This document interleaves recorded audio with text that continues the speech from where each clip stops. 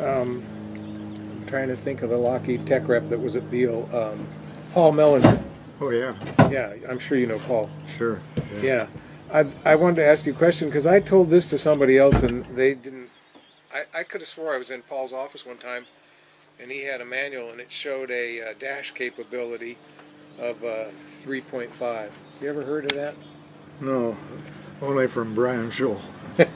Bro, Brian Swill said that? In one of his, well, he didn't say that, but he said, yeah, he implied that. He implied that, huh? Yeah, that mission over Libya. Oh, okay.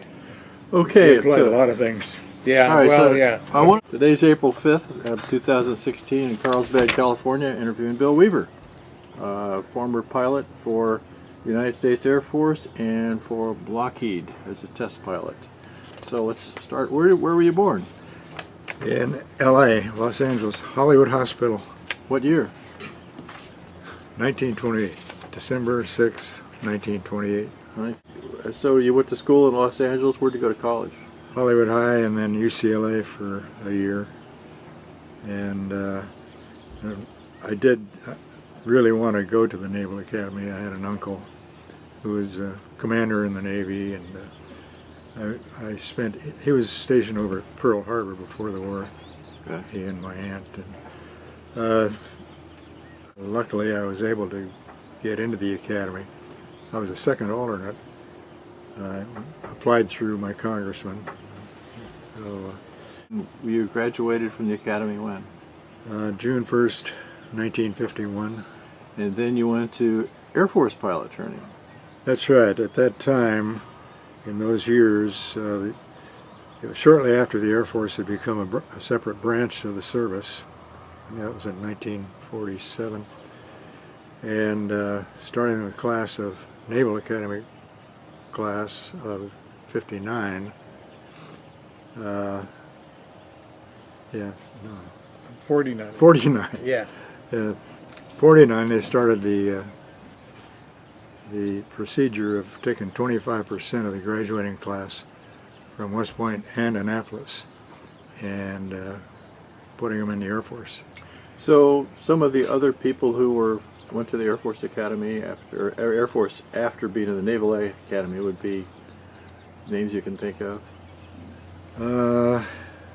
You mentioned one. You know, Bill Anders, the astronaut. Bill Anders, yeah. Okay. Bob Gilliland was a prominent Naval Academy graduate who went in the Air Force, and he flew the first flight on the SR. So we're getting ahead of ourselves here. One thing I forgot to mention is that we have two SR-71 pilots here. I'll pass Bill Weaver and Maury Rosenberg, who we've done an interview before. So we have the opportunity to have two guys who flew the same airplane, the same fantastic airplane, to talk about it. But first we're going to talk to Bill a little bit more about his experience and how he got there, and which leads to the next question. So what did you fly in the Air Force? Oh, first of all, what class were you in? 52 Easy, it's called. What were you in? 66G. 66G. So we have our 50-year reunion next month. That'd be a good one. Yeah. We shouldn't go. There's just a bunch of old guys. I know. Not like us. Well, that's right. You were in the class. Yeah, we were in the same pilot training class. We were roommates, Ron and I. Oh, be damned. And we were And in OTS, we were roommates. F4 school. Oh, be darned. Yeah, I can't get rid of him. Can't shake the guy, huh? Well, when it got to flying serious airplanes, he stayed in, I got out. So I left after my 4 years or whatever it was, or 5 years. So Yeah. try not to bump the tables. I know. Moving the thing all over the place. Okay, so when you graduated from pilot, where did you go to pilot training? Hondo, Texas. It is a World War II base. It's about 40 miles west of San Antonio. And Was that one of the alternate fields we had? Yes, we were in pilot training. Yeah. I think it was. Hondo Yeah, was wow. an alternate. I remember that name. I do too. Near scenic Bracketville or Uvalde or one of those god-awful places. a lot of god-awful places. I wonder if they still have that sign there that says, home of John Nance Garner. You know, remember that when you drive through Uvalde, you go, who the hell is that? Yeah. Yeah, before we got into, my class got into Hondo, they just reopened it after had been shut down and was a chicken ranch or something. They moved the chickens out and moved us into the barracks, same barracks As the chickens. as the chickens, the roosters. What did you fly there? T6. We started out in the T6, and that was my first real experience with flying an airplane. When I went to the academy during plebe summer, they gave us little indoctrination rides in N3Ns on float, the old Stearman N3N on floats. Oh wow! And just kind of a little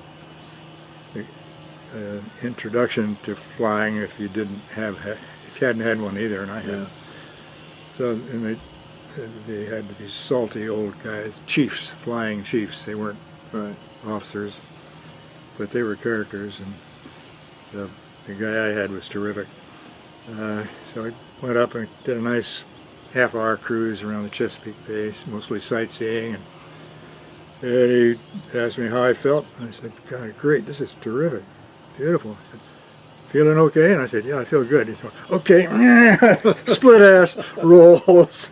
And about 5 minutes into that, I upchucked, and that was my introduction to flying. Very inauspicious beginning. How did you talk back and forth? That's a good question. We had a tin can or something? No, we had communication. I was in the back, he was in the front, and I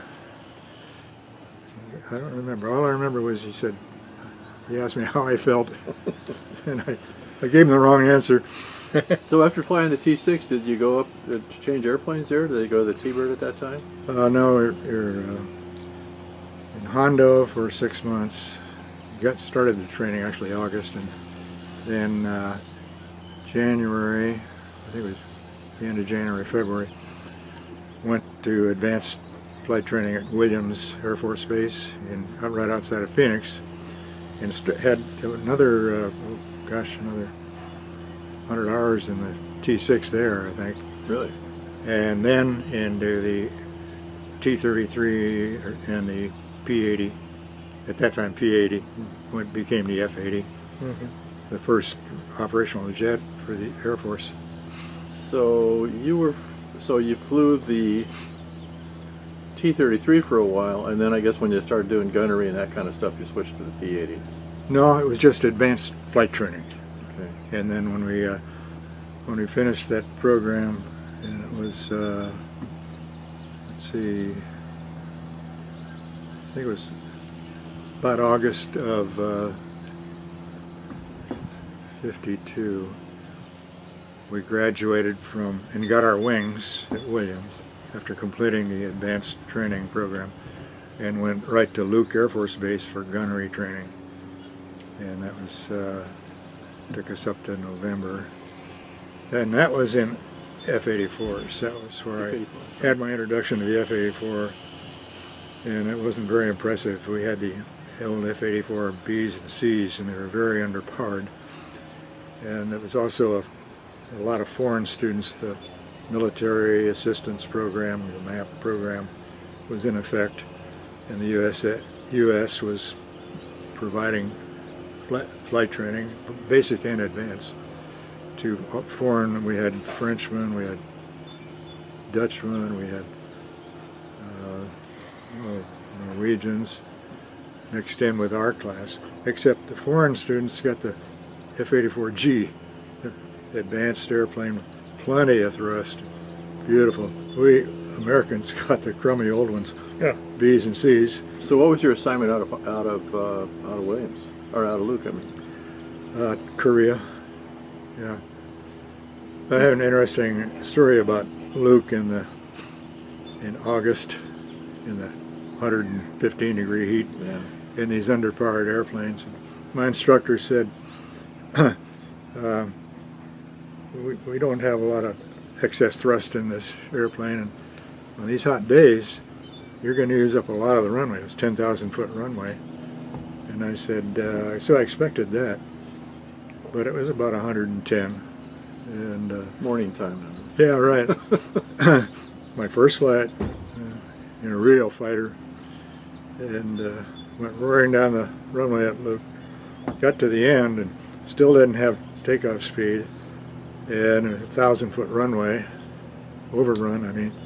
And I went into that, and I decided as the fence was coming up, I better pull back, and still a little on the slow side, and kind of shook my way over that fence, and he didn't tell me the extent of the issue here. Anyway, then it was okay after we got to flying speed and climb speed and got up to about 24,000 feet, and I heard this big bang, and the canopy went flying back. And he forgot to tell me about that characteristic also. They had bad canopy seals. Oh, jeez. So my first flight, I was not real impressed. But got through all that, gunnery and, you know, strafing, bombing, a lot of fun. Then I went to Korea. When did you get to Korea? December of 52. You went from the hottest place in the world to the coldest. The coldest place, places, yeah. With the wind blowing. Oh, that was miserable. So you were flying F-84. Then we had the F-84G in Korea, and that was really great. Is that a straight wing airplane? It was straight wing, yeah. When did they go to the swept-back wings? That was the 86s? No, that was they had a 84F. Oh, they did? The swept wing, yeah. 84G, and then the 84F and the swept wing, and it was never a real success, but they didn't build too many of them. So so now you get there in November 50. December 52. December 52. And which base? K2, Daegu down south, Daegu, Korea. So what was the mission down there? It was, you know, close air support and bombing the supply routes and railroad tracks and trains if we could find them. The war was still going on, wasn't it? That's right. I mean, the war was going on then, wasn't it? Yeah, it was going on until the armistice, which I think was late July of 52. 52. 53. Yeah. So you flew for 6 or 7 months of combat. Right. I had 89 missions when the armistice came through.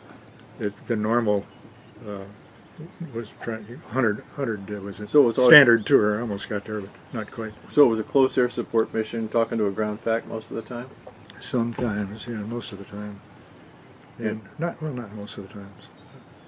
But and then sometimes the weather was bad. We had controlled drops, radar controlled drops, you know, fly in tight formation, you know, and go the clouds underneath us, and they'd guide us into wherever the target was. So.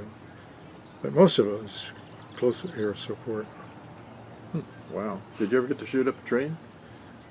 I shot, no, darn it, I never did. I was always hoping to do that. Shot up trucks and things, but a train would have been perfect. I love those World War II films, train locomotive blowing up. I always aspired to that, but I never got it. What was the, what did the airplane have? 50 calibers or 20 millimeters? Or 50 calibers. 50. 4, 6? 4. Okay. Yeah. Could you actually feel them go off? Yeah, you feel it. I had an not like the 104, which had the 20 millimeter Gatling gun, right. 4,000 rounds a minute. The reason I ask is I recently interviewed a P-47 pilot. Oh, yeah. And he said on the strafe when he fired all 8 guns at once, the airplane slowed 20 miles an hour. Is that right? Wow. When did you come home? Let's see, September of 53. And when we came back, they said all you returning war heroes can have your choice of Air Force command and area that you'd like to go to for reassignment. Cool. Sounded good to me. I wanted to go to either Luke in Arizona, Luke Air Force Base, right. for gunnery, as a gunnery instructor, or go to Nellis Air Force Base in Las Vegas, the same thing, because that's what I like to do and what I had been doing. So they sent me to Valdosta, Georgia, as an instrument instructor and also academic instructor, diametrically opposed to what I wanted to do and where I wanted to go. And I began to dawned in on me that the Air Force didn't have my best interests at heart. But anyway, it was good, actually. The experience was good. I learned a lot more about instrument flying than I had known previously going through normal flight training. So then I got into the 94C down there too, which was all-weather interceptor training school down there. Lockheed F-94C. That was one of the first airplanes with an afterburner. That was a beautiful airplane. So I got involved in instructing in that, as well as. So that was an Air Defense Command. It was school, it was the Air Defense Command, I guess. Yeah, T-bird with a what? Let's see, Frank Murray flew it. What did he call it? He said it was something about it. The heck, they had radar and an afterburner. He had a funny expression. I think he said it had a heater and TV. I think is what he said. Yeah, it did. Yeah, Heater and TV. Sounds like Frank. Yeah, it did. It was first. One of the very first airplanes with an afterburner. Oh. It was a glorified T-33 or F-80. It had a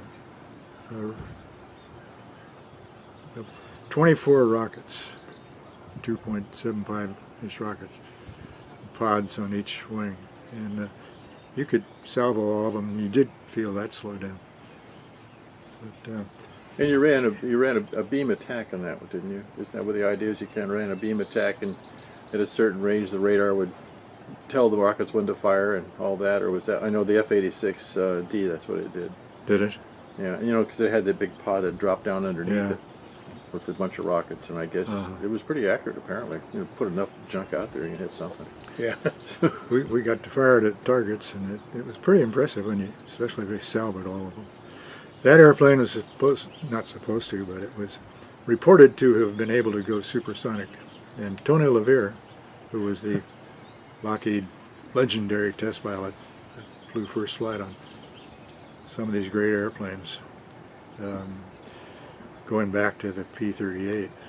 Anyway, he said he demonstrated, or he did go supersonic in it, but the technique had to be followed closely. And the way to do it was 40,000 feet, max burner, and fast as it would go, and then push over, nose down to, felt like vertical, about a 60-degree dive angle, full afterburner. And about 30,000 feet, you would allegedly go Mach 1.001 or something like that. Wow. Did it have it was quite a maneuver. Did it have a Mach meter? Could you actually see the Mach? No, just airspeed. But I talked to an old Navy F-8 pilot. He said it could go supersonic, and I said, "Well, how did you know? You didn't have anything that would indicate that." He said, "Well, that's what the tech rep told me." Yeah. Well, in this one, the airplane had a variable elevator ratio of normal level flight cruise was maybe 2.5 or something on the ratio, 2.5 to 1. But it'd go all the way up. It was adjustable all the way up to 11 to 1 elevator ratio. And you had to remember to move that up to 11 to 1 ratio before you got into this thing. You could have a hell of a time getting out.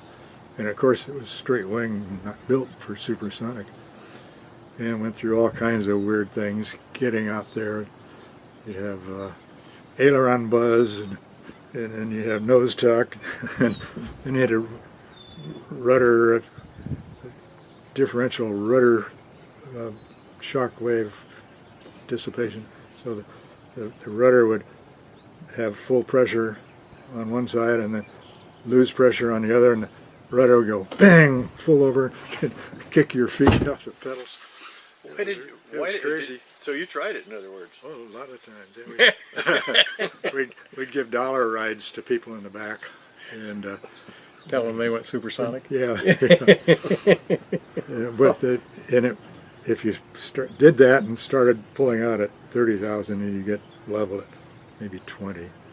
But our friends in the F-89 squadron, it wouldn't do that at all.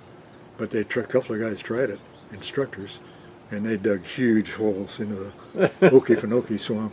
Oh, jeez. Which was probably what the what Moody and Valdosta, Georgia are known for is the Okefenokee Swamp. Yeah.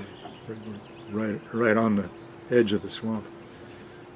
But, anyway, it was interesting airplane. It was fun, And there was a two-seater, and so the guy in the back was running the radar, I guess. right, a radar. And so you were actually involved in an active ADC squadron at that time? No, just the interceptor training school. Oh, I see. Yeah, So you were trained. They had F-89Ds, and then they had F-84Cs, so they were the two interceptors. And luckily, I didn't have to get involved with the F-89. Yeah. Talk about a lead sled, boy. I got out in December of '55. My mother passed away in May, and I had these two younger brothers who were badly in need of adult supervision. So then you went back to L.A. No. when you got out. Oh, when I got out? Yeah. Yeah. The 94 program was good for me at Moody because they were Lockheed airplanes, and they had to go back to Lockheed Aircraft Services in Ontario for major overhaul.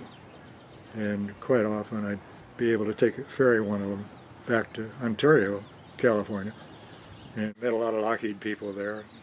And I had a second cousin who worked for Lockheed, and he was with Kelly Johnson in the Skunk Works when they first started the Skunk Works. When was that? It was in 1940, early 40s. Oh, it went back all that far, huh? Yeah, the P-80 was developed by the Skunk Works, and it was 143 days from a contract to the first flight of the airplane. It was amazing. 143 days. That is amazing. Just showed what somebody like Kelly, absolute genius, design genius, as well as a managerial genius. He knew how to get things done, and if he had his, didn't have excess oversight by the government, he could really do. He did the job beautifully on all of those early airplanes, P-38, the P-80, then later on the F-104, U-2, of course. But anyway, I did meet a lot of people on these trips back and forth from Moody to Ontario. And my second cousin, who was very close to, actually in the Skunk Works and close to Kelly, he was Kelly's #1 flight test maintenance guy, in charge of their flight test maintenance. What was his name? Dorsey Kammerer. He's quite a character. He was kind of legendary in himself. Anyway, he got, on one of the trips, he took me over to Burbank and introduced me to Tony LeVere, who was the chief test pilot for the Skunk Works. Is he, where did he live? Is he still around, or he's probably long No, since he gone? passed away, God, Long must have time. been 15, 20 years ago. But he was instrumental in helping me get into Lockheed. So you had a little bit of a door in. I did. I had that connection, but I couldn't get into flight operations when I got out of the Air Force and went to work for Lockheed, so I didn't have enough flight time. I didn't meet the 1,500-hour minimum time they had as a requirement to join the flight operations. So they had some sort of a program for test pilots then? No, they put me in. They made me a flight manuals engineer, which is actually part of the flight test division. And in the meantime, I talked a good friend of mine into going partners with me on a Cessna 170 to build up time. And actually, it's kind of ironic. They didn't care what kind of airplane you had, you got your time in. I could have gotten 1,500 hours easily if I'd flown big, C-54s or whatever. But the flying fighters, I didn't get much time. I only had 1,100 hours. Anyway, this buddy of mine, who wasn't even a pilot, went into partnership with me on a Cessna 170 and flew the heck out of that.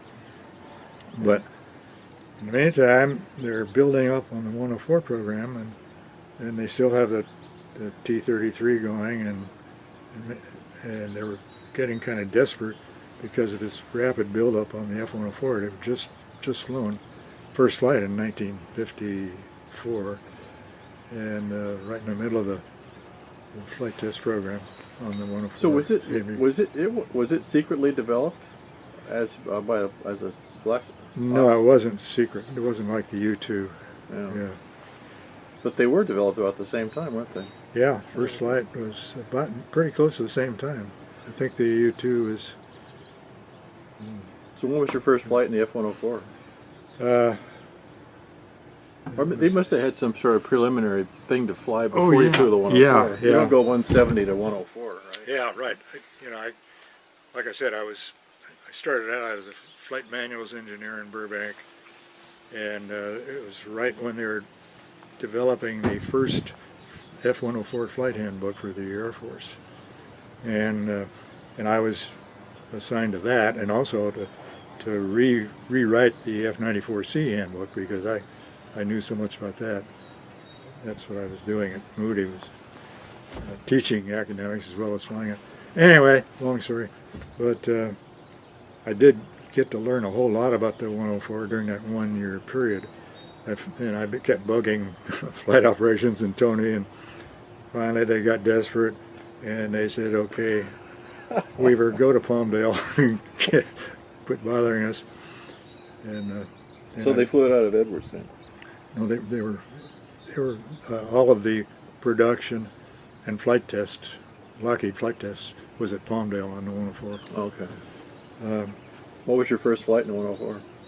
April of 57. I went up there December of 56. Was it a single seater or two seater? Well, the one I checked out in was the XF-104, and that was a single. So you flew it right from the very beginning then? Yeah. But what hit the 104s, the XF, two prototypes they built, had been flying since 55. That was the... don't drop anything. Behind us. Yeah. Let me get this a little closer. Yeah. Tell us about your first flight in the 104 after coming from something less powerful. It was impressive. And even though the XF-104 was didn't have the J79 that the 104 was designed to have. Right.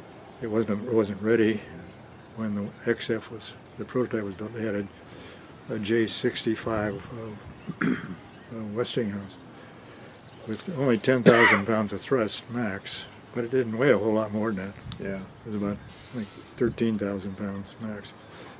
Yeah, they, and no simulator or anything, not much ground school. In those days, you know, they'd give you a handbook and checklists and stuff. But I got in it and had it explained to me, and real nice, easy airplane to fly, except the performance was pretty impressive. Roaring down that runway so damn fast. When I checked out in the P-80, had a solo in that after flying T-6, I was really impressed with that takeoff too. So quiet. You'd hear the, you know, the asphalt, whatever they call them on the runway, click, click, click. Oh, yeah. The expansion joints? Yeah, the expansion joints. But this damn XF-104, not even the 104A, it was click, click, click, click, click, click, click, click. Wow, what's going on? So, anyway, I went up, flew it for, not very much range on that XF. About a 45-minute flight to an hour flight. But I started catching up with it on final approach. I think I was almost with it on landing. Made a pretty good landing. Did you go supersonic the first time? Yeah. Yeah. Went fast. And I remember comparing that with going supersonic. Straight down. Straight down. With, all the controls rattling around. This is so smooth. Didn't know you're supersonic except for the Mach meter. How many 104s did they make? Well, the Air Force version, it was the A and the B, and the C and the D. A and B were A and B. A was the interceptor version. It went to Air Defense Command. A model of the 104 was an interceptor. The B model was the trainer for that version. And it had a gun too, doesn't it? The 104 had a gun. Oh yeah, it had a Gatling gun, right? Yeah. 20 millimeter. So is that so? When you do the testing, did you test all those things that they would do, fire missiles and all that stuff? Was that part of the testing, or was it just to provide the airframe to give to the Air Force? Well, when I went to Palmdale as a test pilot, it was a production test, not experimental or engineering. And in that capacity, you have to go through every new airplane, every airplane off the production line. You just check out everything on it on a first production flight. Just go through every system, and then we did even fire the guns to evaluate for radar sparking when the guns were fired. That's what or radar.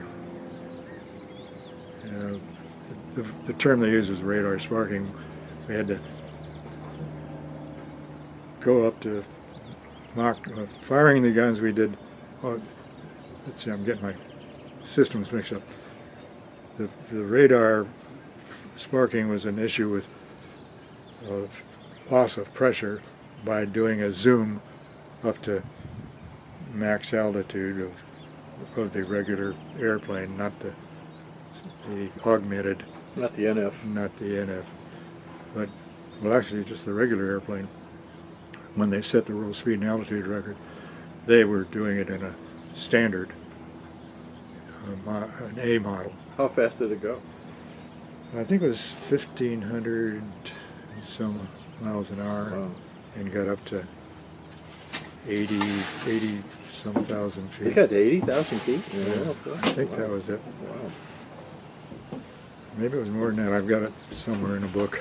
So did you do that, or was that?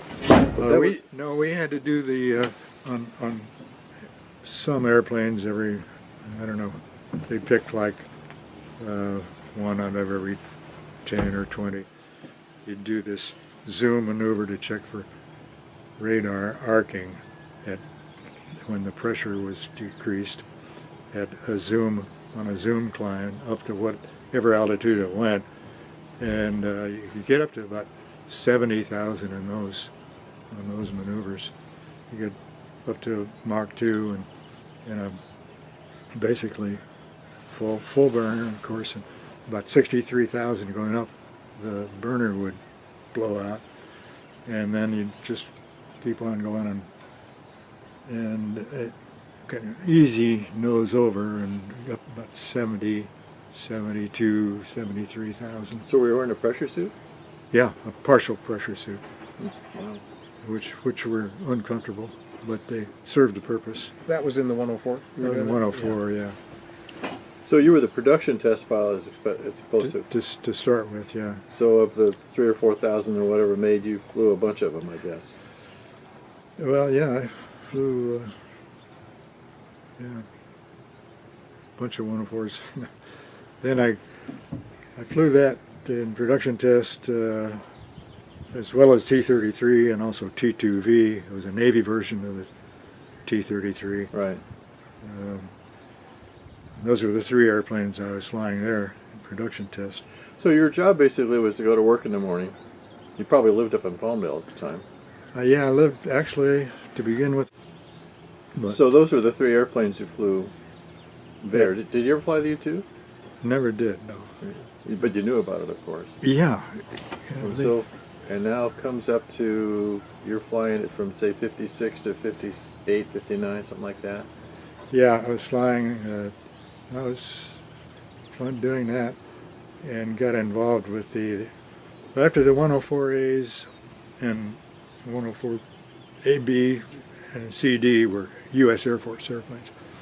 The A was the interceptor, and then the C was well, luckily they had better engines. We had so many problems in those early 104 days with it. It was a brand new airplane, brand new engine, and the engine was not reliable at all. Why did the Germans have so much trouble with it? It was mainly lack of experience. I thought part of it was the materials themselves too. They didn't have high quality steel or whatever they were using. You know what I mean?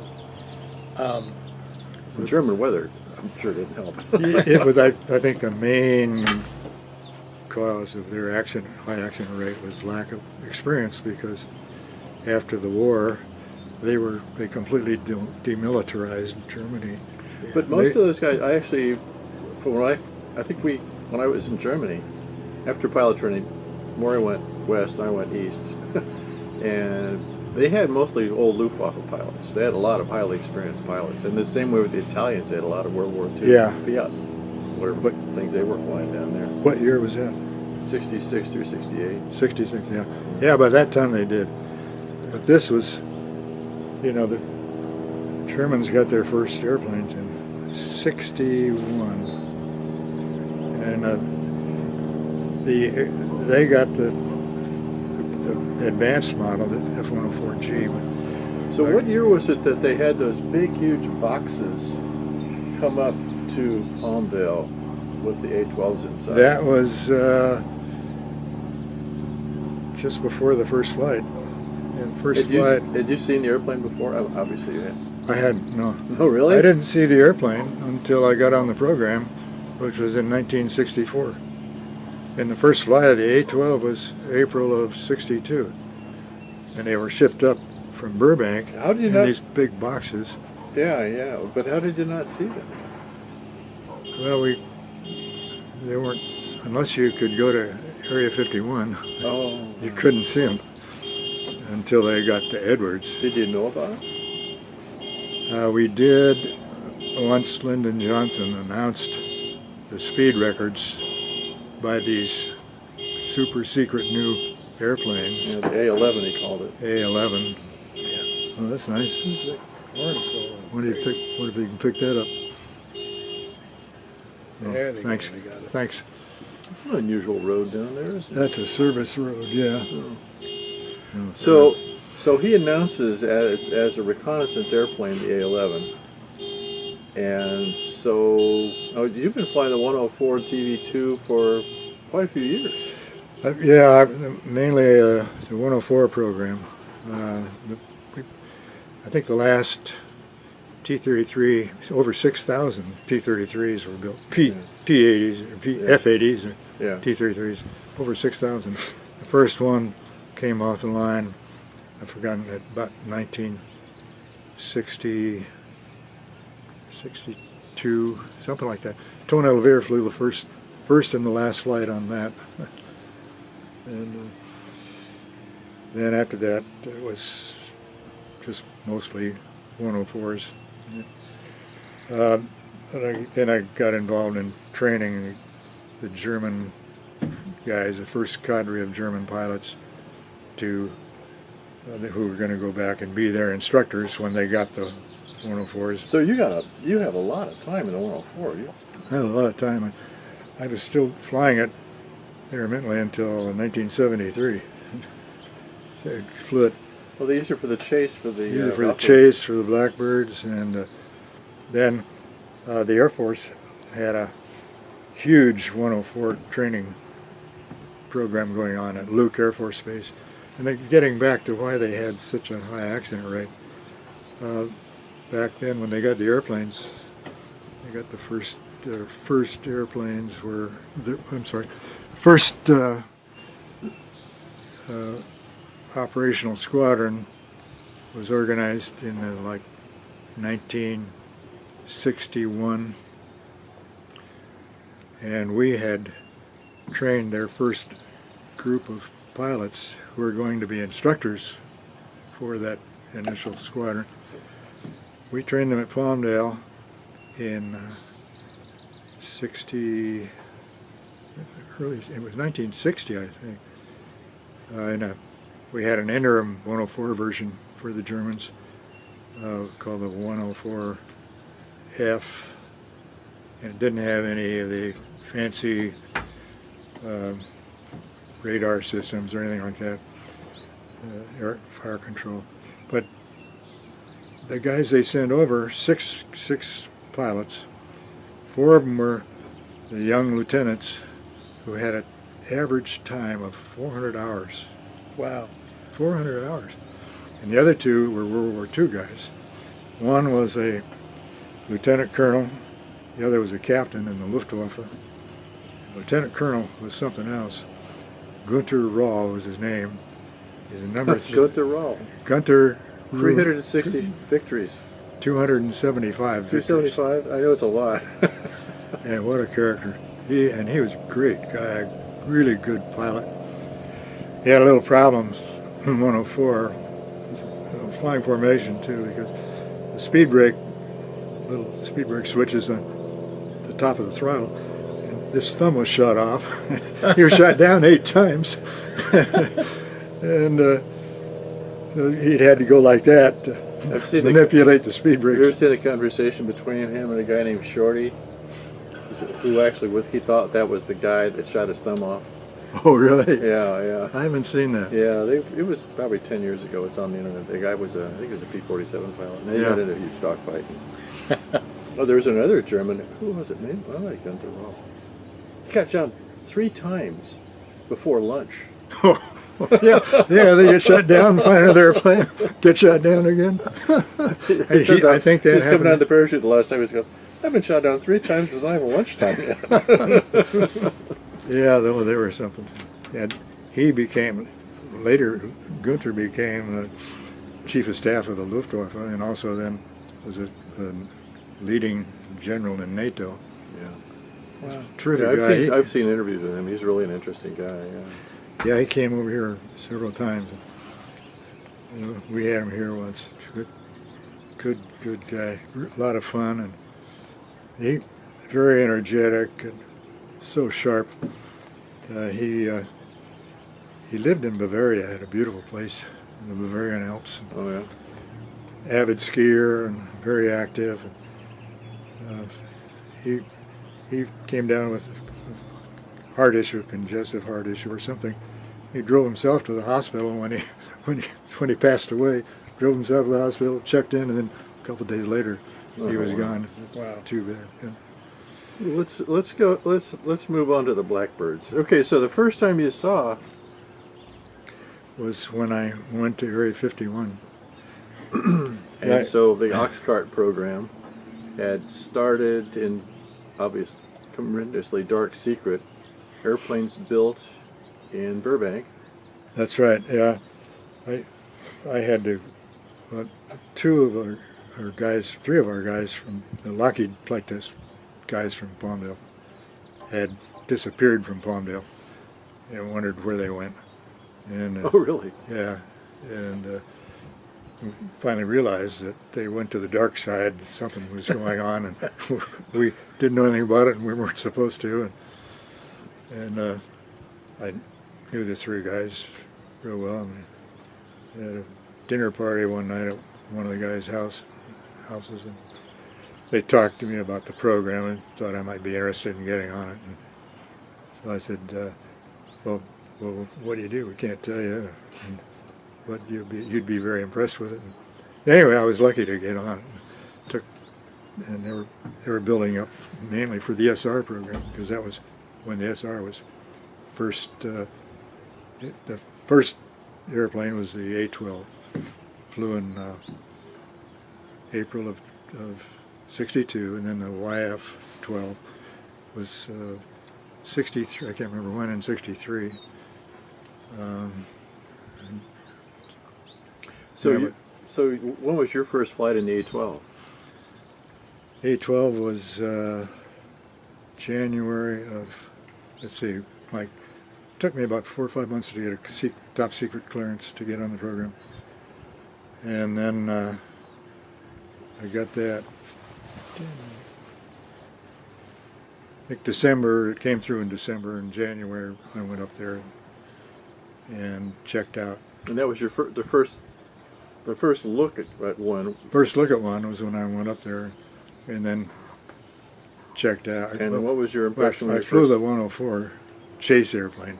Yeah. That was the very first. And then I got checked out, and they had a trainer. Well, that must have been a real gee whiz moment, wasn't it?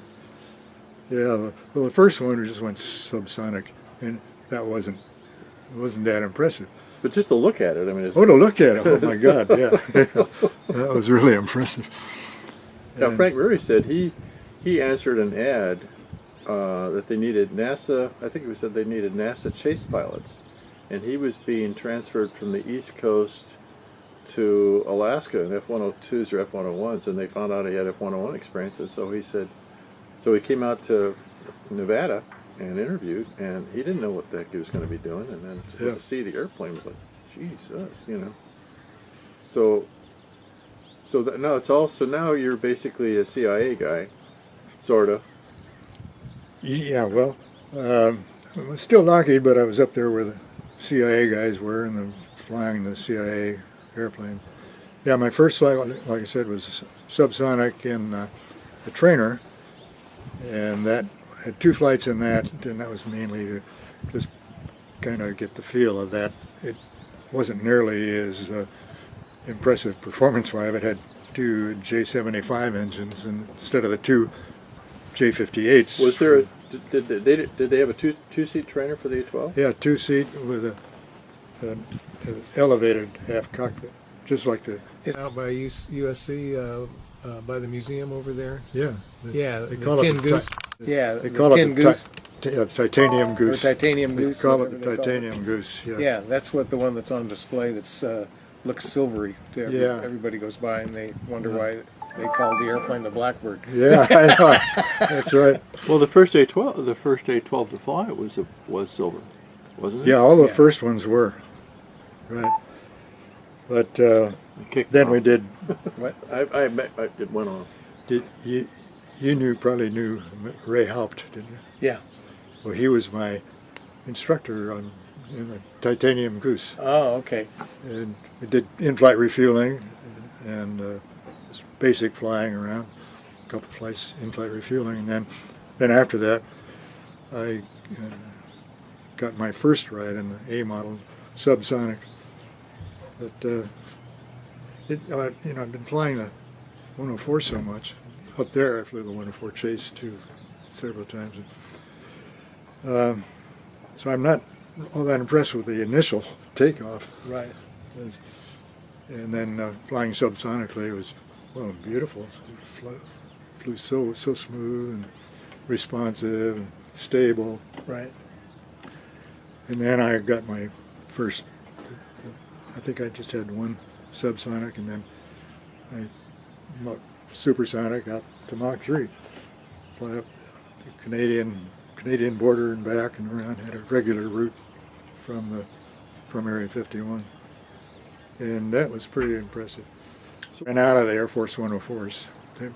Lockheed only built 293 104s for the Air Force. Wow. But after the consortium European program and foreign programs, we ended up selling 2,500 F-104s to 14 different countries. But a lot of them were actually, most of them were under license for the consortium. Was Messerschmitt in Germany, Fokker in Holland, Fiat in Italy. So they were being made in different places. And they were manufactured, different components manufactured in these the 4 consortium facilities, and then they'd send parts around and assemble the final version and fly it out of each of the... Messerschmitt was the lead, and that's where I was assigned to that program for 7 months over at Messerschmitt in 61 and 62. What town? The town of Messerschmitt's facility was in Manching, Germany, but it was only about 45 miles from Munich, which is great. Munich, my first experience in Germany was arriving in Munich to go on that program. Oh, wow. I didn't want to leave Munich. Manching and Ingolstadt, two little villages right together. But that was quite an experience. So now your first, maybe I ask you, what was your first flight in the A-12 was when? Okay, and now, so were you testing them as they were coming off? No, I'm sorry, 64. 64. Because I went up there December 22nd of 64 was the first flight date of the SR, and I think that was the date I first went up there to the area, December of 64. But so you were flying the A-12 when the SR was being announced then? No, wait. No, the SR flew December 22nd, 64, and that's my first trip up to the area. Okay. Was so they're announcing the SR when you're going to be flying the A-12. Well, they'd already announced it. The previous year, yeah. Yeah. Except no pictures and no information about it at all. Yeah, right. And then it's really interesting. They ran parallel programs. One completely CIA, one's Air Force. It's just really odd that they did it that way. Well, I'm glad the CIA had the first project, because they knew Kelly could build airplanes and get them done, to get the job done on time and on budget. And he and without any interference, he could do magic, magic things. So with the A-12, I think we have the last A-12 in San Diego, number 933. I think that's the last one, because when I read the YF-12, it looks like 934, 35, and 36 are the YFs.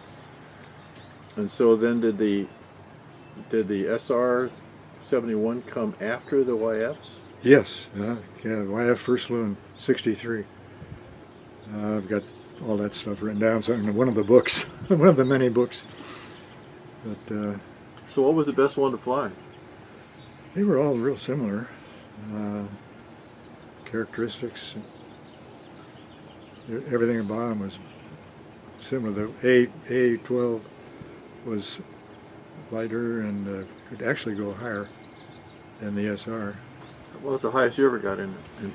I got about 80, 88, somewhere around there. Yeah, it says in the thing I found an article here, apparently it was secret at one time, about 1967 in comparison to SR-71 and the A-12. That was a good, I've got that. Yeah, that data is very interesting. Yeah, it shows it'll go to like 92,000 feet. Yeah. Probably just as you flame out. Yeah. Yeah. 3,500 nautical mile range. Wow. So now you flew the A-12 for a while, but yeah, I had probably by the time they got me mainly to be with the SR and to be like a production test, do all the production tests on the SR because of my past experience as production test pilot. Okay. So on the SR flight test, I was also doing engineering flight test as well as production. So I flew all the production flights out of Palmdale and then the engineering flights out of Edwards. We had a flight. What do you mean by an engineering flight? It's experimental. It's a more technical term, than I guess. I don't know. So how many times do you actually think you flew an A-12? I had 10 flights in it, and then after that, it was when the A-12 became operational. Gosh, that was 67, I think. They were only operational for a year, and then you guys took it over. Yeah.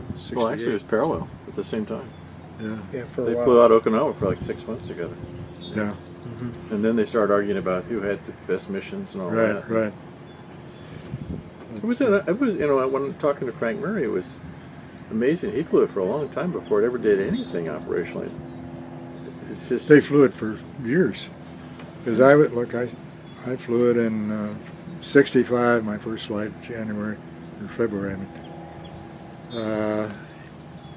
and then they kept flying it up there at the area, but didn't become operational until '67. And we're only operational for a year. Did you ever fly any missions to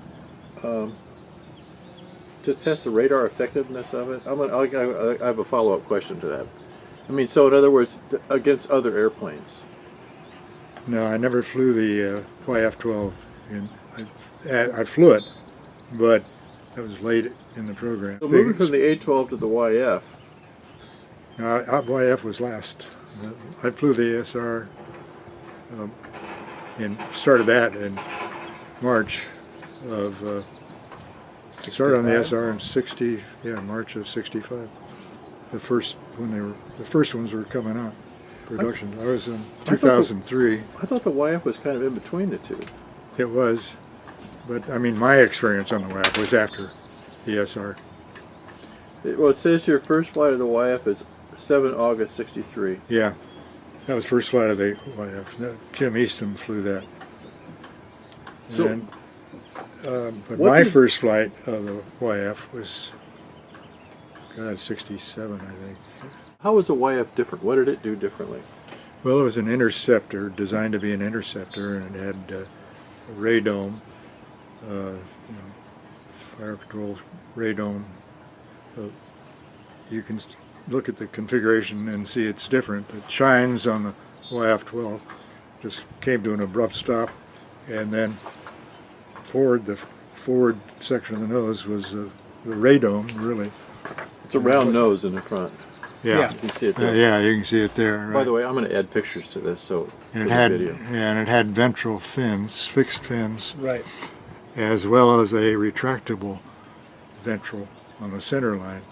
What was that Oh, for? I didn't know that. Yeah. So, That's what that thing that hung down was.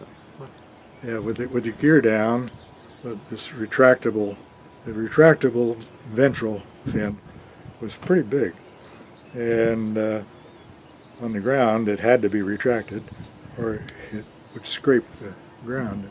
It was that big, and that was to provide increased lateral stability, because with the shorter chine configuration, it affects lift and stability, and that the missile is on like a retractable platform. They lower that and fire the missile, and in that configuration, directional stability was affected also. So they had the two permanent verticals on the back on the ailerons below those, and then they had the retractable. And my one experience in the YF-12 was landing at Edwards with the retractable gear, and to put the gear down, this thing retracts. This thing didn't retract. So I had to land, red light on, and I couldn't do anything about it. And touched down, and it was pretty smooth. I just couldn't even detect anything really wrong with it. Kind of a little thump when I touched down, and it just ground off about a few inches of that titanium fin, I guess. It stopped a little faster, I suppose. Yeah, right. So when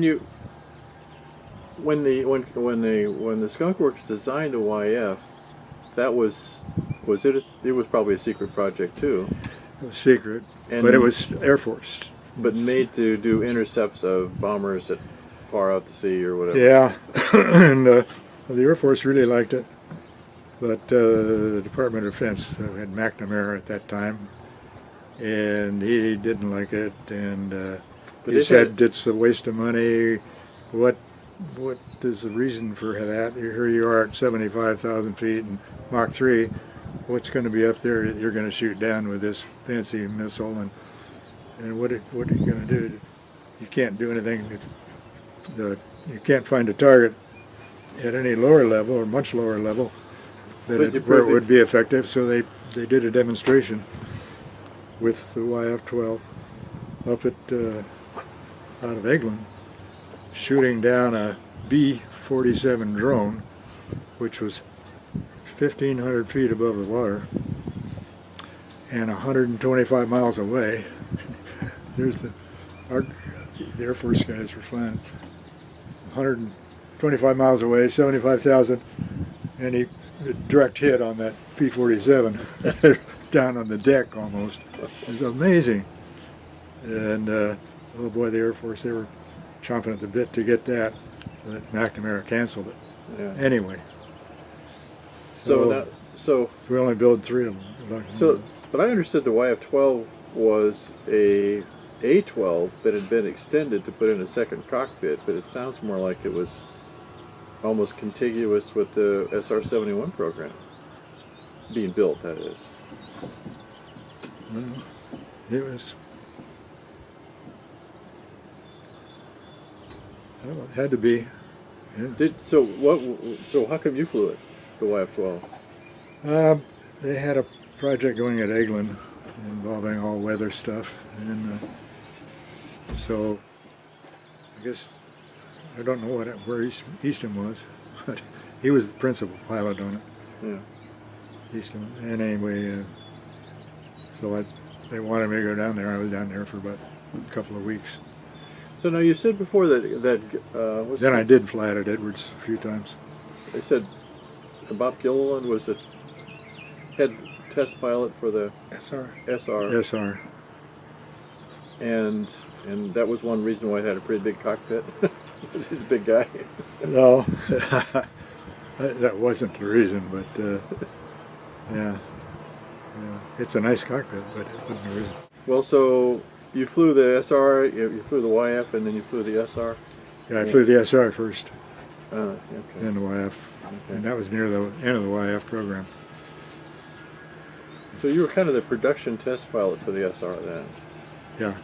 Yeah, I flew like I think 22 first flights of the SRs. Really? But they didn't make many more than that. Made 32. Right. Well, one was a hybrid. So that's the A-12 A-12 C or something like they call it. Yeah. It was the C model, yeah. C model, right? Yeah. And they built 2 B models. Yeah, Lockheed built 2 B models. I flew the first one with Bob Gilliland and I on the first one with that. And then I thought Tom Pugh jumped out of the second B model or something off of BO. They had a complete electrical failure or something, and the fuel pumps starved the engine and they bailed out. Yep. Well, speaking of bailouts, we may as well talk about a miracle that happened sometime in 1966. Yeah. So you were flying with an SR. You were flying an SR. SR-71 was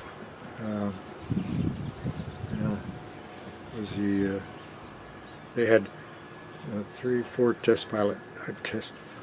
test bed airplanes for flight test SRs up at Edwards, and I was assigned to this one, 2003, which is number 4 airplane. And this was a routine test flight from Edwards on January, one of the J months, January 25th, 1966. And the objective of the flight was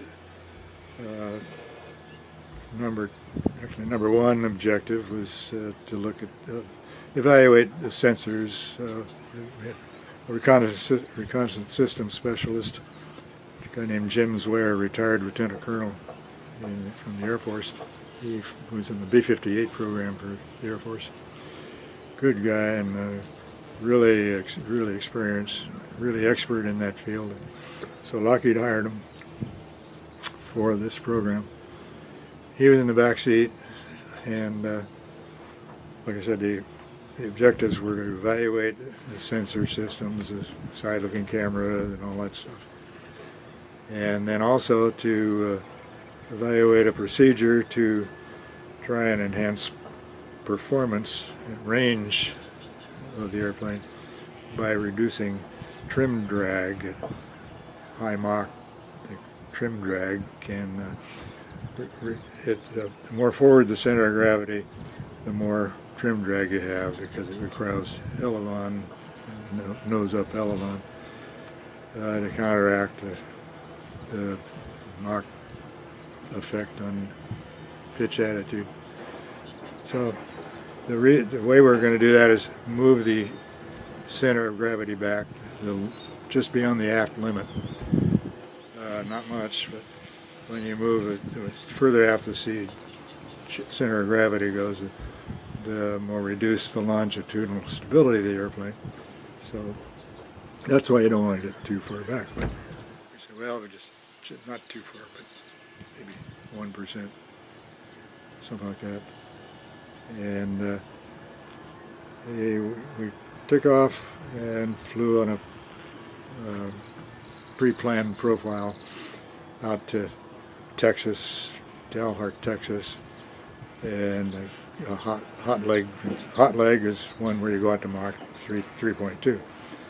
We went out, everything was okay, and came back and hit a tanker and refueled, and then repeated basically the same pattern.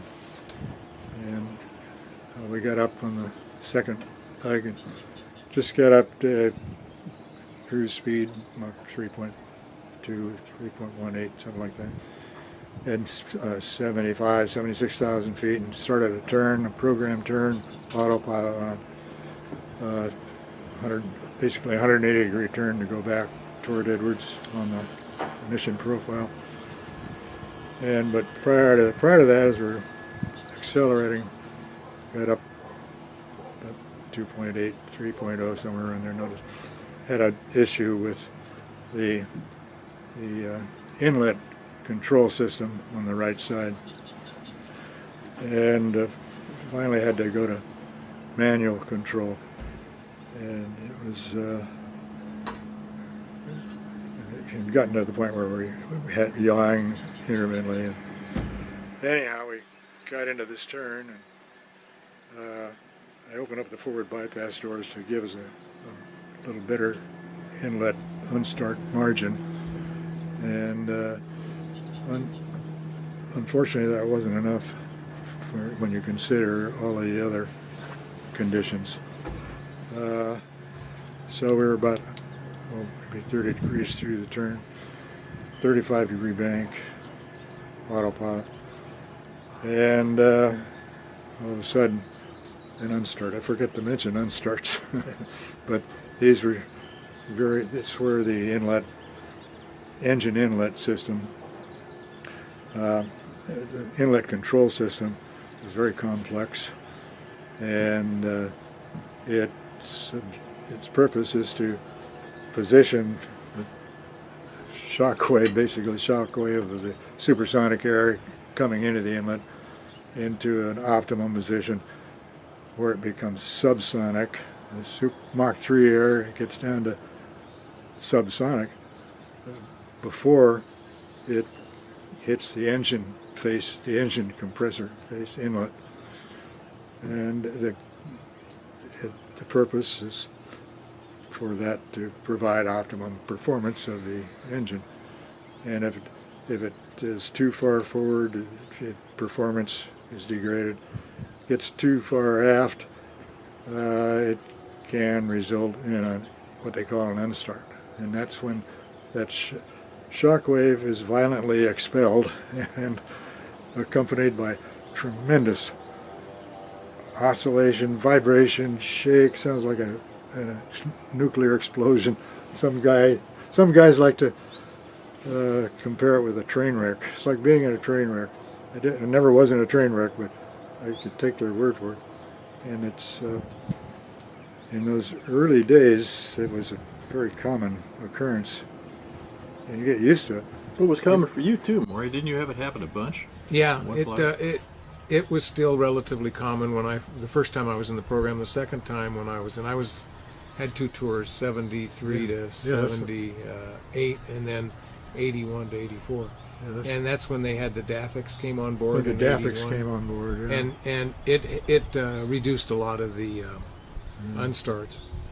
But didn't you have one flight where it continued to unstart? Oh, they had loaded they had put in a wrong schedule on the inlets. It was a flight out of Okinawa. It was actually an operational sortie, and I was still flying with Don Bullock at that time, and we took off, and we got up around 2.3 or 4, and it started to unstart. I couldn't get it to go any faster, and I tried to go manual, and it seemed like it was running okay manual, but then Don, as I recall, said, we'll never complete the mission if we try to fly it in manual.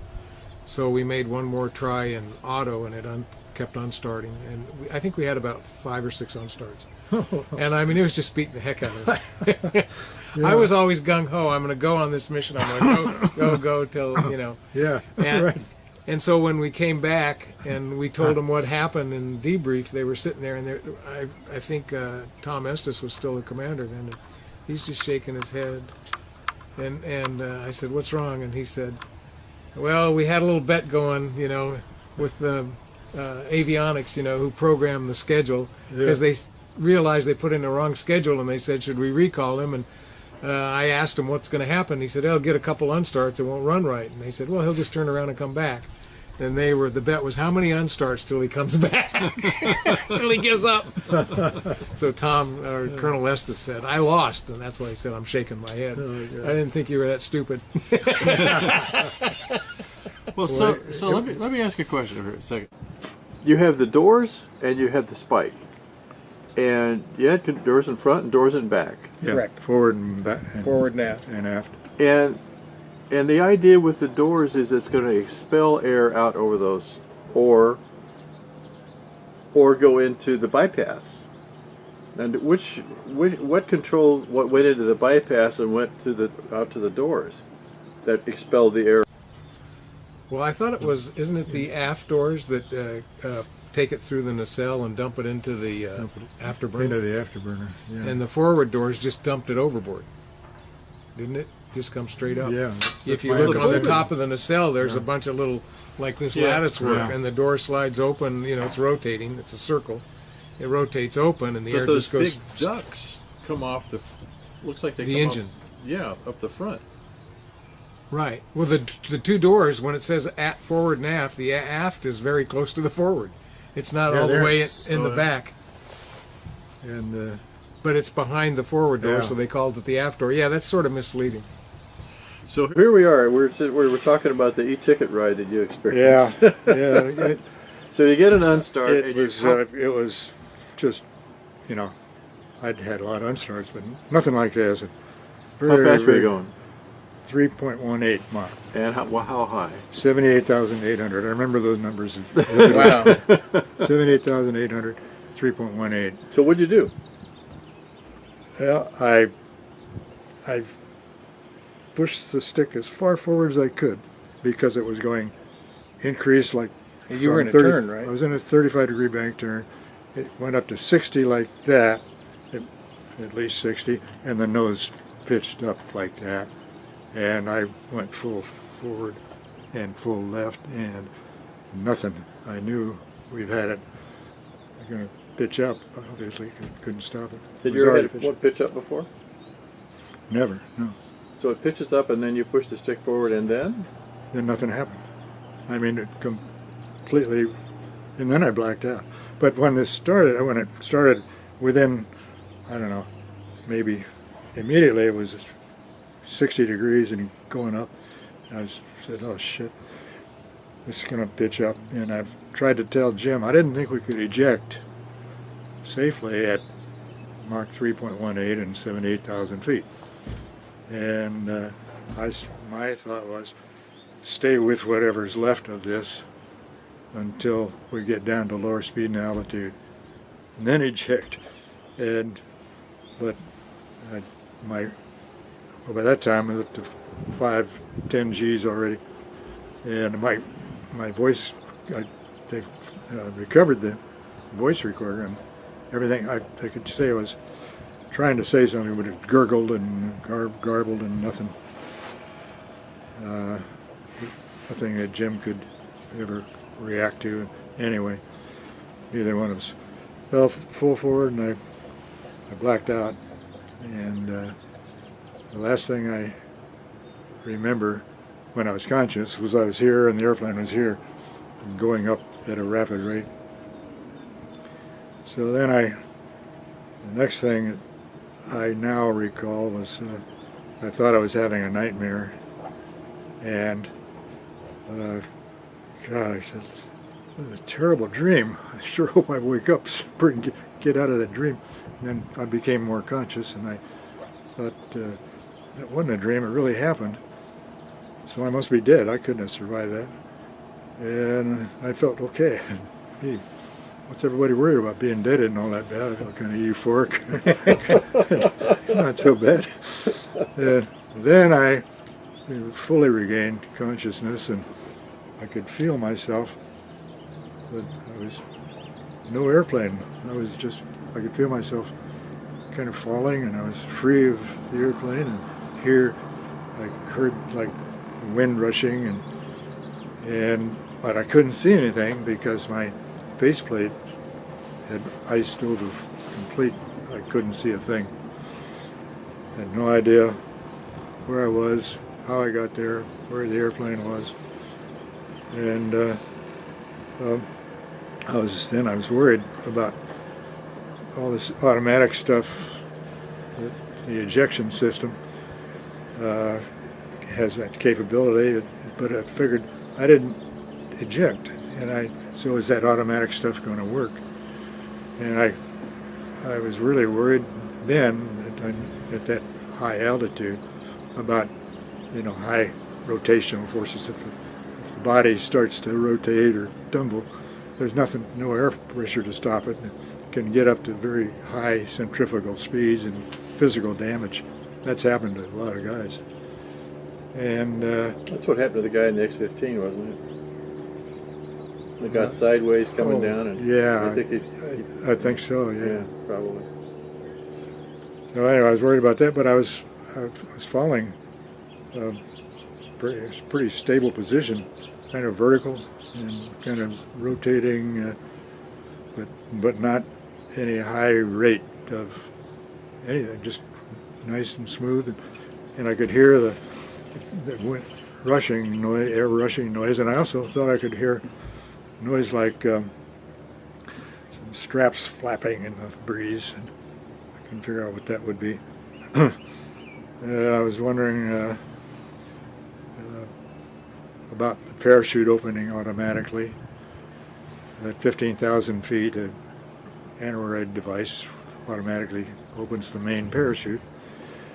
So started thinking about all these things and wondering how long I'd free-falled and just how high it was.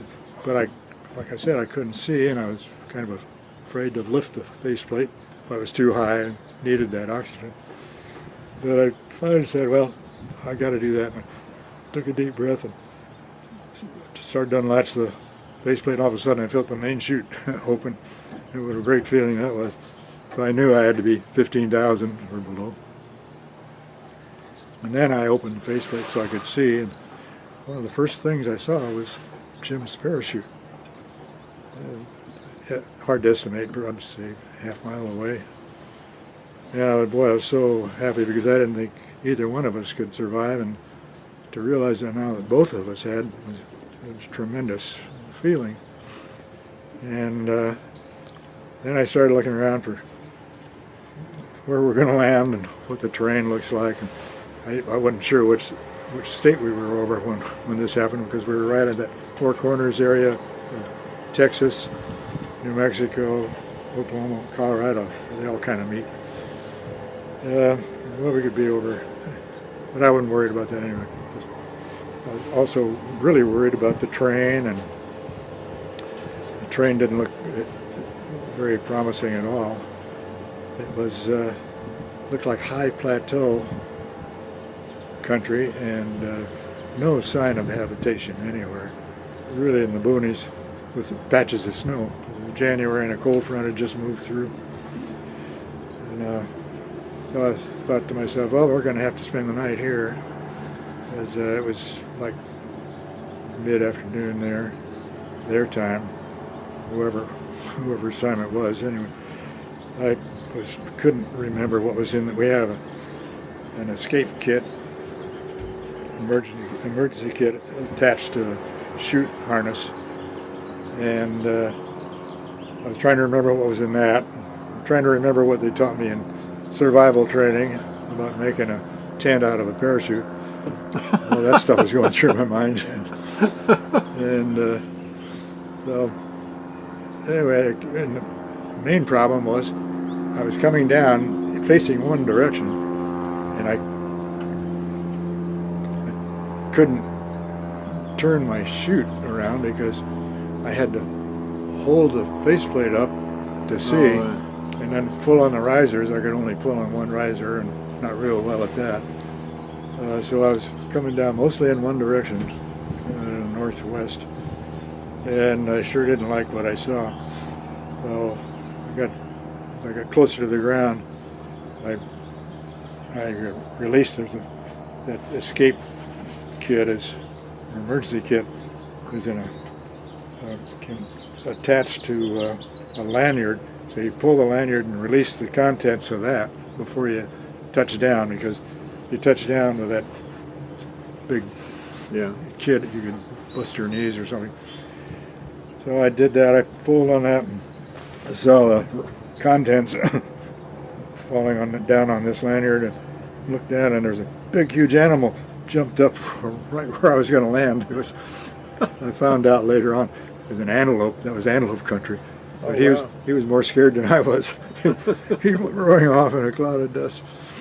And then I touched down. I'd never done that before, and touched down smoothly with nice, smooth terrain. And I kind of rolled over on my back and picked myself up, and I didn't feel bad at all. I didn't have no aches and pains and nothing. So, geez, pressure suit's pretty darn good. It's, not only does the stuff, the real requirements that you're aware of, which are breathing oxygen and pressurizing the suit to prevent the blood from boiling and those things, but also it's like when it's pressurized like that, it's like you're in your own little capsule. Right. I found out later I had a little whiplash in my neck, but nothing serious, and I had a couple of bruises and a scratch on my nose where that lip mic, I guess, kind of cut it. That was it. So then I picked myself up, and it's pretty cumbersome with holding the faceplate up and trying to get up and collapse the chute, because the parachute was billowing in the wind and flying out of Edwards and Palmdale. You're very aware of the high winds and ejecting, because there are always high winds up there. But it was billowing, and I didn't want to get dragged. So I'm standing up there, holding this up, pulling on the riser, and to try and collapse it. And I thought I heard something that sounded like a helicopter. And I'm hallucinating again. And then I heard a voice, and God, what's going on here? And the voice got louder. And I said, some guy's saying, "Can I help you? Can I help you?" And I looked up, and here's a guy with a cowboy hat walking toward me, and then behind him is a helicopter with a rotor going. Good Lord. I couldn't have called Edwards and told him I was going to be jumping out and landing on the lake bed. And their people couldn't have gotten to me as quick as this guy did. So, anyway, I told him, well, yeah, I'm having trouble collapsing my chute. And he went over and he collapsed the chute and put some rocks on it. And came and he said, "Are you okay? Are you okay?" And I said, "Well, yeah, I think so. I feel all right." And he said, "Well, I saw your buddy come down, and I'll go check on him." So while he was gone, I was able to get out of the helmet and the gloves. It's not easy. Usually we have help, before we take off and after we land. But anyway, he came back and he said, "I'm sorry, your buddy didn't make it." He was, boy, I was devastated after going from a low to such a high, and then that was really devastating. But anyway, he said, well, he said, "I've notified the Highway Patrol and the Air Force and the nearest hospital," which turned out to be Tucumcari, 60 miles south. And so I've got to get you to the hospital. I said, well, no, I want to go see Jim. And he took me over there, and well, nothing we could do, of course. But he said he notified his foreman of his ranch, and the foreman was going to be there and watch after him until the authorities arrived. So I got in this little helicopter. I wasn't a real helicopter fan. I figured that they have too many moving parts, and not sure they're all going in the right direction. This was 1966. Hughes aircraft, two-place helicopter, real early model. We got in that thing, and I was sitting here, and the airspeed indicator was there. It was, you know, shaking and vibrating and making a lot of noise, and I didn't know much about helicopters, but I knew a lot about red lines, and I looked down there, and the airspeed indicators here, and the needle is over the red line by about 15 miles an hour. I think the limit was 85, and we were about 100. I'm not hurt. I'm not hurt. You don't need to really rush at all. Oh no, I've notified them, and they're waiting for you. What was the man's name? Oh God, Mitchell, Albert Mitchell Jr. You've seen him since, I presume. Yeah, that later on that summer we went back to his ranch. Wonderful, wonderful family. Did he know? He probably had no idea what you'd been flying in, right? None whatsoever. And they reported the accident to the news, but they called it something different, didn't they? Yeah, I think F-105 or something. But yeah, anyway, we got down there okay. And I was able to. They were waiting for me at the Tucumcari Hospital, and I was able to call Edwards in the Lockheed flight test office, and they knew that we were missing, gone from radar, and no communication for quite a while. So they thought we had to have been dead because they knew what the circumstances were. Had anybody ever ejected at such a high speed ever before or since? No, it was pretty close. Another Blackbird, the D-21 and the D-21 mothership. Yeah. Yeah, they were about 75,000 in Mach 3 when it happened, but they were able to stay with it until they got to a lower altitude with the forebody in the cockpit. Now, when was that anyway? That was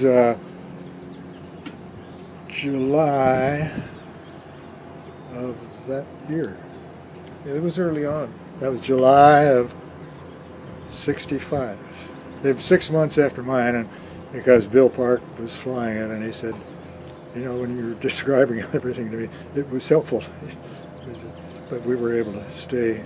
Well, with the D-21, it was the drone hit the airplane. The drone, yeah, it didn't separate from the airplane. It didn't separate, so when they fired the rocket off, it elevated and came back down. Yeah. There's actually a video of that. Yeah, there's the chase plane.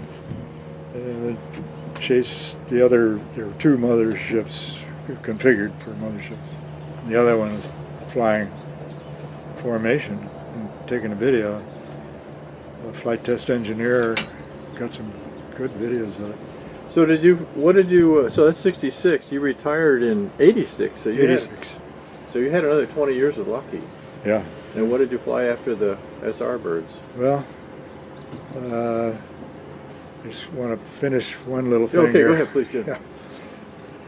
Anyway, Edwards guys thought, we were goners, so they were really happy to hear about me, and I was really, really disappointed about poor Jim. So I told them exactly what had happened as I remembered it, and what the conditions were, and they were able to duplicate it on the Beale SR simulator the next day. It was about this. Let's see. I remember the time. Anyway, it was late afternoon their time, probably about 3 o'clock, 4 o'clock, and they called of course they got a C-130. We didn't have any any clothes or any money or anything, of course. Same thing happened to me one time when I had to land at an alternate field down in Orlando, Florida, me and the backseater, and you know, just the pressure suit, everything in my locker at Edwards. So in that case, the wing commander met us. McCoy Air Force Base is one of the designated landing sites if we had an emergency. And the wing commander met us and gave us each a $100 bill and flying suits to put on and go to the PX because he knew we were going to be there for a while. No clothes. That was pretty nice. That was about 4 days. That was another long story. Anyway, getting back to this, they duplicated the scenario on the simulator and took immediate steps to avoid this sort of thing, and minimize and do not ever fly with any half-CG condition. And then the trim drag problem was solved aerodynamically. And I don't know if you were there when they did the wedge, nose 2-degree nose-up wedge. I don't remember. Yeah, that was early, but that took care of the trim drag program. 2-degree nose wedge. What's that? In the forward, they just did a full-body tilt. So from the aft cockpit forward, they moved the whole body up a little bit, or yeah. Oh no. you know, I don't remember all the parameters. I just remember that that we wanted as much aft CG as we could get, and we were always transferring fuel. But I thought the limit was like 25 comes to my mind. Yeah, that was as far aft as you could go. 27, I think, and I think we were like 28 and a half or something. When it happened to you? Yeah. Yeah. But the combination of events, you know, the malfunctioning inlet control system, Right. and the attitude, 35-degree bank, and the speed, the angle of attack, and then the unresponsive inlet control, unable to compensate for all of the things that were working against us, and the result was just beyond the control capability of the airplane, and it absolutely disintegrated. Right. They said we were subjected to plus or minus 22 Gs, impact Gs, during that break. Wow. And when I was trying to get out of my parachute after I landed, I noticed that there was a strange thing attached to me. It was a seat belt. Seat belt and the shoulder harness were still attached and latched. Wow, locked. that's amazing. And the seat belt had shredded on each side with this 5-inch wide or whatever nylon seat belt, 5,000 pound tensile strength, had shredded at each adjustment knob on each side. And then the shoulder harness was still attached. And where the shoulder harness attaches back to the seat structure, that was shredded. So I was still strapped in, but I was strapped out because the seat was still in the airplane. The seat never left the airplane. So anyway, they were able to duplicate it and take measures to prevent that sort of an occurrence. 2 weeks later to the day, I was back at Palmdale flying a brand new airplane out of Palmdale, #1 flight, and we used to take flight test engineers with us in the back seat on those, or the RSOs in the back seat on the first flight. And this guy was a flight test engineer. He was a good friend. Before that, he was a test pilot with us, and production test on the F-104s. Terrific pilot, but we ran out of 104s, and he had to either transfer to air transportation flights, or the Air Transportation Division in Burbank, flying executives around, or be a flight test engineer on the Blackbird, he selected that. And so he was in the back seat on this first flight, and go roaring down the runway on takeoff. Everything looks good. Rotated, and just as soon as I rotated, I heard George in the back seat, Bill, are you there? And I said, yeah, George, what's the matter? He said, oh, God, I thought you may have left. He says, in the back seat. You know how dark that is. No forward visibility, 2 little side windows. And they, on the instrument panel, there's a caution warning panel with a big red light on it. It says, pilot ejected. And that light came on as soon as we rotated. I thought you may have left. He didn't have a lot of confidence in my confidence, or my, oh God. You had an experience like that too, didn't you? Engine blow up on the right side, and we were coming down supersonic descent, single engine, and then the good engine flamed out. At some point, the backseater, the RSO, he was a great big guy, about 6'4" or so. And it's so violent, I can't imagine what you went through, because this one is still flying supersonic, but all the pitch, yaw, and roll it's having. Yeah. He tried to steady himself, and he pushed on the intercom panel, and he put all the buttons down. So we weren't talking. I'm calling for checklists and telling him what's going on. And he's not answering me, so I'm doing everything that I can from memory. We'd already shut down the right engine that blew up. And we're in this descent, and all of a sudden the left generator goes off the line, and I try to reset it. And then the pressure suit starts to inflate, and I realize the left engine must have flamed out. And I look down, and what I'm looking at, RPM, is obviously just windmill speed. And when the pressure suit starts to flame, or the pressure suit starts to inflate, I had to use both hands to pull down the tie-down strap to keep it from going up over my head. And then I go through trying to start the engine, and eventually I jammed it in afterburner, and the engine lit off. I saw the RPM go up. But by the time it did that, I had pushed the nose down, pretty far nose down. I was probably a good 30 to 40 degrees nose down, because I wanted to make sure air's going through there. Yeah, you bet. As we're coming down. But it lit right off when I went into afterburner. And right about then, that's when the backseater, the RSO, came back on the comm. And his first question, he said, Maury, are you still there? I got the same thing. Are you still there? And I said, where were you? Yeah, where the hell were you? He says, I'll explain later. He says, what do you need? And I said, we lost both generators for a while. I don't have a platform. I'm just flying visual on off the Whiskey Compass. Well, you need to reset everything. He says, you got to level off. I said, okay, we'll get down, we'll level off. And we did, and I just flew wings level off the horizon, and he resynced the nav system and the INS, ANS, all that stuff. And got a platform back, synced the heading, and then... you were so close to becoming a glider. Yeah. Wow. So anyhow, then he figured out where Kadena was, and we headed back to Kadena. God.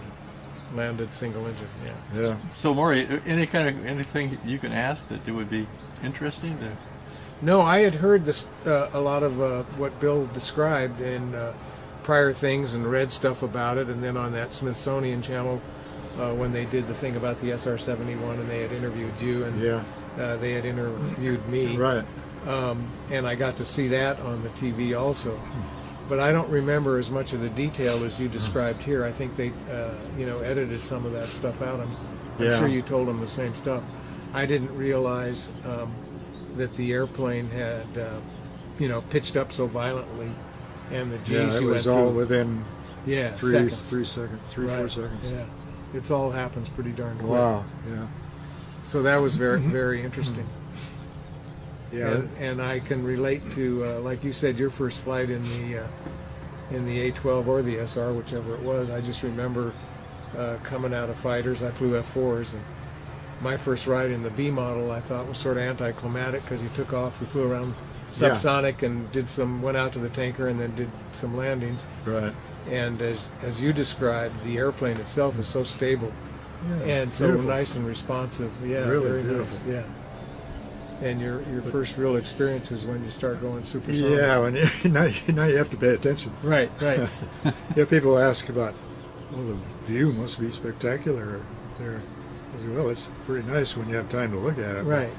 There's a lot to do, and yeah, it's a busy cockpit. it really especially is. when you're getting going up near supersonic, right? you're right at the edge of a few envelopes up there. Right. I did a little bit of instructing in both tours, towards the end of the first tour and then in the second tour with new guys coming in. And in the first time before the DAFIX came in and we were still having unstarts, guys were always curious about that, and it was something I guess made you a little anxious thinking about it, wanting to get over it and have it happen or something, because we bang the simulator a lot, Yeah. to let them try to get a feel. It wasn't the same. though. No, it wasn't the same. And anyhow, I used to tell the guys that I instructed, I'd say, you'll get your first unstart at about 40 or 50 hours in the airplane. And they never asked why. And finally, some guy came back to me, I don't remember which guy it was, and he said, I had my first unstart, I got 46 hours in the airplane. How did you know that was going to happen? And I said, because you'll be comfortable enough to look outside. And you're going to forget to do something. Getting complacent. Oh, that's right. Yeah. Don't get complacent. Right. I know. So when did the last of the SRs was built? Probably in '67, something like that. Yeah. And so what did you do after that? Well, yeah, after the SR program, for me, a couple of the guys stayed on, and Gilliland, they were, for, I think, through 68 anyway. I was, for the first part of 68, I went back to the real Lockheed, not the Skunk Works, and back to the F-104, and at Palmdale in engineering test, and they were involved with the F-104S model, which was the latest model, and it was for the Italians only. And they were going through the certification program with this F-104S model. It was an advanced fire control system, advanced everything, and a higher thrust engine. It was a standard, up to that point, standard F-104G model. I had 17,500 pounds thrust, I think it was. Ooh, that's a lot. Yeah. Yeah, well, they went to the S model with the -19, J79-19, and it was 18,000 pounds of thrust. Boy, that really improved the performance, except that when they improve an airplane's performance, it seems inevitably they want to put more stuff on it. Right. And so the empty weight of the F-104S was probably 120,000, 124,000. And the thrust to weight ratio was almost 1 to 1. Wow. But they put all these pylons on it, and bombs and missiles. At the end of that program, as we were doing the guarantee flights, I made a takeoff at 32,000 pounds. Jeez, that's really an increase. It still got off the runway okay, but boy, what a difference. But on the other side of the coin, that same engine at just a standard clean configuration, you get up to Mach 2, take off Mach 2, 40,000 feet in 6-7 minutes. But the U.S. Air Force had some 104A models. They had an Air Defense Command unit down in Florida, and they were having trouble. They put the big engines in their 104A models. This is one squadron, and they were getting way up to high altitude and having problems at high altitude with flameouts. So they brought one of the airplanes to Palmdale with that big engine, and I got to fly that, and that was really spectacular because the 104A was the lightest version of the production model, and its empty weight was 15,000 pounds. Oh boy. And Yeah. here they have a 18,000 pound engine. It was spectacular. Like getting shot out of a rocket. Take off at Palmdale, climb up, and we'd be at Mach 2, 40,000 in 5 minutes. It just routinely. That was a lot of fun. But yeah, so that's when I went. Was finished with the Blackbird and went back to the Lockheed California company and spent about a year on the 104S program, this other program, and then in 1969, middle of '69, they dragged me from that over to the L-1011 program, which was just beginning and hadn't flown yet. And boy, what a letdown that was. I was going from years and years of Mach 2 and Mach 3 flying to an airplane that went Mach 0.9. A huge airplane. And I didn't have a whole lot of big airplane experience. Well, really none, except every now and then going up to the Area 51 from Burbank. Lockheed had Constellations, beautiful old-fashioned four-engine transport. We had 3 of them. We'd fly from Burbank up to the Area in those. Is there still a Skunk Works? Yeah, but it's all in Palmdale now. Nothing, no Lockheed in Burbank anymore. It's where they fly the Aurora out of, right? Yeah, right. Yeah. Or We've whatever. been waiting for the Aurora for a long time. That's right. Well, so you went on to fly. We're kind of running out of fuel here on this thing and energy and everything else, but you flew in the Pegasus project. That's right, yeah. I was with the L-1011 from the very beginning until I retired. Middle of '69, preparing for the first flight, and I flew on the 4th flight of the L-1011. They had a first flight crew, flew the first 3 flights, and then I got on the 4th flight and I flew. Well, the Pegasus started in the early 90s, didn't it? It started in '92. You know what that is? I actually started in '90, but NASA flew the Pegasus. The original Pegasus drops were It's from a a rocket NASA B-58. they drop it off the 1011, puts 1,000 pounds in orbit. Yeah, it's a big rocket, 50,000 pound, 55 feet long, 5 feet in diameter, 22-foot wingspan. The vertical fin goes up into our airplane, up into the L-1011. Really? And we drop it at 39,000 feet, Mach 0.8, whatever we can get out of it. And 10 minutes later, it's got satellites into it. That must be something to see fire off of your airplane. It's impressive, yeah. We've had, especially night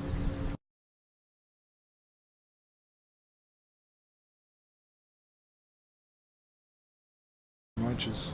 Yeah, that would be something to see. Yeah, we get a great view. When we drop it, it's about 5 seconds after drop. The stage, it's a 3-stage. Oh, really? Stage 1 lights off. And in the meantime, when we drop it, we're in a specific heading. You got to be within plus or minus 3 degrees because they don't want this, have to make big corrections.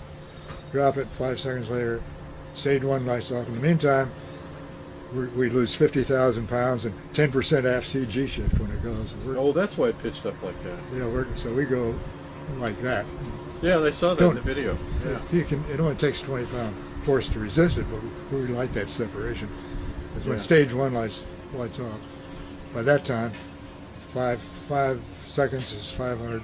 We drop 500 feet, and we've gone up at least 500. They say the debris range, if it blew up when it stage 1, would be 1,000 feet. And we're above that.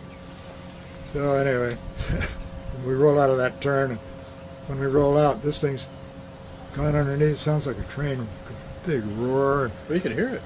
Oh yeah. Oh, wow. Yeah, it sounds like a locomotive going underneath the piece. Then we got a great view of it because in that time it's gone up and up like a rocket. Got a great view, and like I say, at night it's spectacular. And 70 seconds, the stage 1 was stage 1 ends and stage 2 takes over. Stage 1 separates, stage 2 lights off, and we have a great view of that. And then, but when stage 2 lights off, it's already at Mach 8 and about 200,000 feet. Wow. Holy cow. 70 seconds after we drop it. It's impressive. Wow. So how many of those drops did you make? 36 so far. Gosh. I mean, that you made yourself? 34. Oh, 34. I was there for everyone except 2. Oh, but they're still doing it, aren't they? They're still doing it. We have one scheduled for October 17th. Oh, so you're still involved in some? I'm involved, but when I turned 85, this is ridiculous, you know. And the insurer said, "You're right." Well, you're going to be 90 this year, aren't you? No, but I'll be 87. 87. Oh, I thought you said you were born in 26. No, I am 87. No, I was born in December 28. Oh, December 28. I'll be. I think I'm about out of video. Wow. Any way to get a ride on that and see that? It's a real ride. Just to ride up and... They just do it out over the ocean, right? It has to be over water, over the ocean, because stage 1, after it burns out, stage 1 drops back into the ocean. Stage 2 also drops back. It burns for another 70 seconds. So they fired off to the west? Yeah, we fire, most of them are out of Vandenberg, right up here, and they're all a southerly heading. Those are polar orbits. Oh, so when something's fired out of Vandenberg, it's not necessarily a Minuteman. It could be one of those things you're seeing. Could be. When you're seeing all those trails in the yeah, sky. we you take off from Vandenberg or somewhere? Yeah, we take off from Vandenberg. As a matter of fact, the Pegasus Final Assembly building is at Vandenberg. Oh, okay. So Pegasus is built in Chandler, Arizona mainly, and then they truck it out here and put it all together at Vandenberg. And then we fly it out of Vandenberg. I thought it was something they were using a lot to put small, well, 1,000-pound satellite in orbit. 1,000-pound satellite up to low Earth orbit, 400 miles is its capability. Wow. So, interesting. It's been a You great... guys had enough? Yeah. By the way, you're married, obviously, right? Yeah. And how many kids do you have? Well, between the two of us, we've been married before 10. You want to hear about grandkids? No. I'm going to turn this off. Thanks a lot, Bill. It's great stuff. Okay. This place in the world, or the coldest, The coldest place, places, yeah. With the wind blowing. Oh, that was miserable. So you were flying F-84. Then we had the F-84G in Korea, and that was really great. Is that a straight wing airplane? It was straight wing, yeah. When did they go to the swept-back wing? That was the 86s? No, that was they had a 84F. Oh, they did? The swept wing, yeah. 84G, and then the 84F and the swept wing, and it was never a real success, but they didn't build too many of them.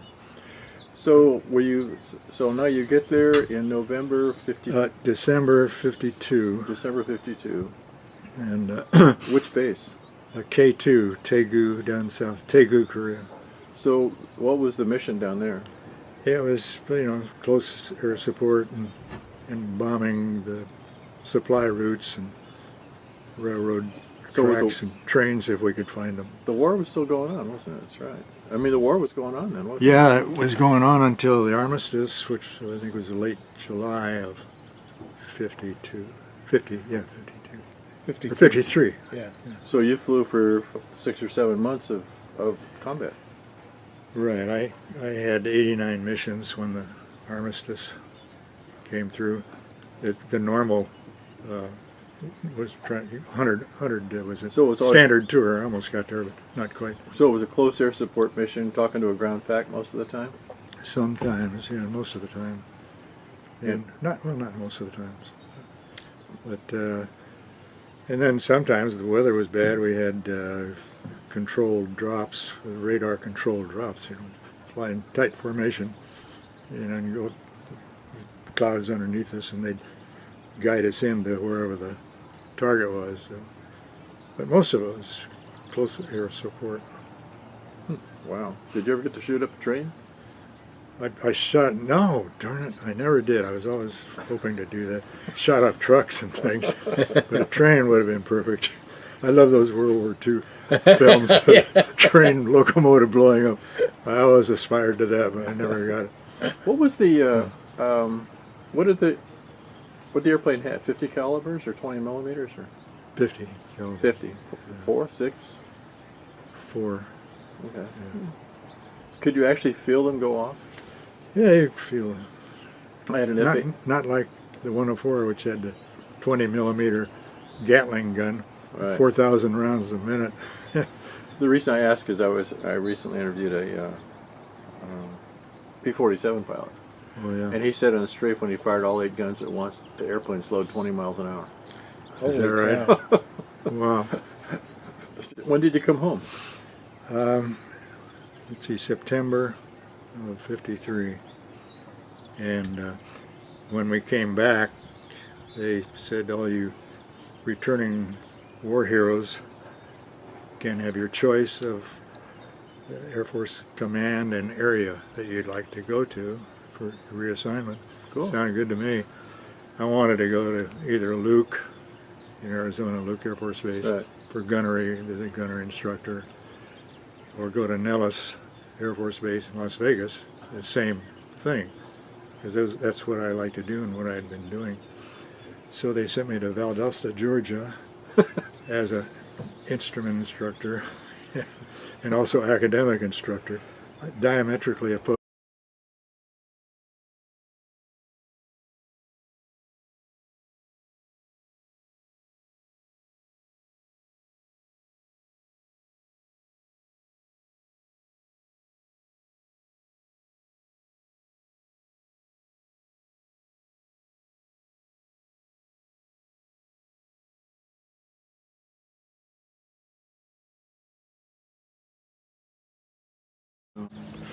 I'm trying to think of the Lockheed tech rep that was at Beale.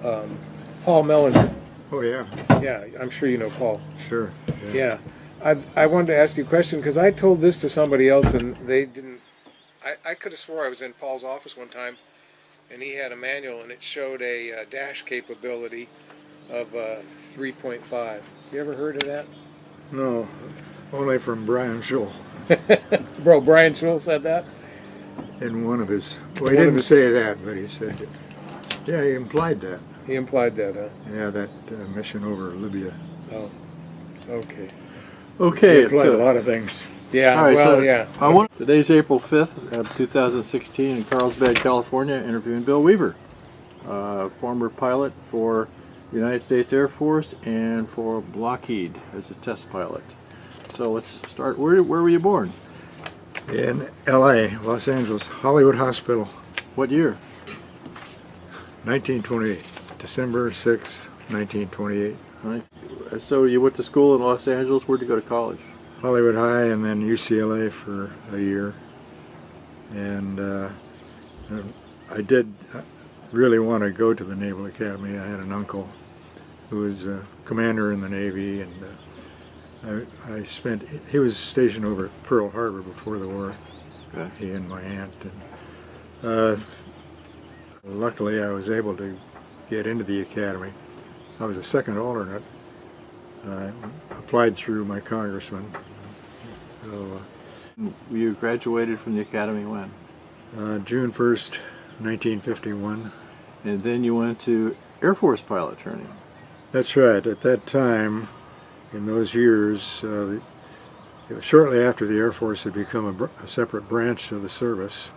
And that was in 1947. And starting the class of Naval Academy class of 59, 49. 49. Yeah. 49, they started the procedure of taking 25% of the graduating class from West Point and Annapolis and putting them in the Air Force. So some of the other people who went to the Air Force Academy after being in the Naval Academy would be names you can think of. You mentioned one. You know, Bill Anders, the astronaut. Bill Anders, yeah. Okay. Bob Gilliland was a prominent Naval Academy graduate who went in the Air Force, and he flew the first flight on the SR. So we're getting ahead of ourselves here. One thing I forgot to mention is that we have two SR-71 pilots here.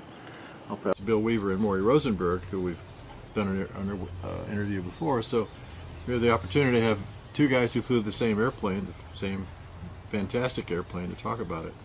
But first, we're going to talk to Bill a little bit more about his experience and how he got there, and which leads to the next question. So, what did you fly in the Air Force? Oh, first of all, what class were you in? A 52 Easy, it's called. What were you in? 66G. 66G. So and we have our 50-year reunion next month. That'd be a good one. Yeah. We shouldn't go. There's just a bunch of old guys. I know. Not like us. Yeah, that's right. You were in the class. Yeah, we were in the same pilot training class. We were roommates, Ron and I. Oh, be damned. And we were And in OTS, we were roommates. F4 school. Be darned. Yeah, I can't get rid of him. Can't shake the guy, huh? Well, when it got to flying serious airplanes, he stayed in, I got out. So I left after my 4 years or whatever it was, or 5 years. So Yeah. try not to bump the table. I know. Moving the thing all over the place. Okay, so when you graduated from pilot, where did you go to pilot training? Hondo, Texas. It was a World War II base. It's about 40 miles west of San Antonio. And Was that one of the alternate fields we had? Yes. And we were in pilot training? Yeah. I think it was. Hondo Yeah, was wow. an alternate. I remember that name. I do too. Scenic Bracketville or Uvalde or one of those god-awful places. a lot of god-awful places. I wonder if they still have that sign there that says, home of John Nance Garner. You know, remember that when you drive through Uvalde and you go, who the hell is that? Yeah. Yeah, before we got into, my class got into Hondo, they just reopened it after it had been shut down and was a chicken ranch or something. They moved the chickens out and moved us into the barracks, same barracks As the chickens. as the chickens, the roosters. What did you fly there?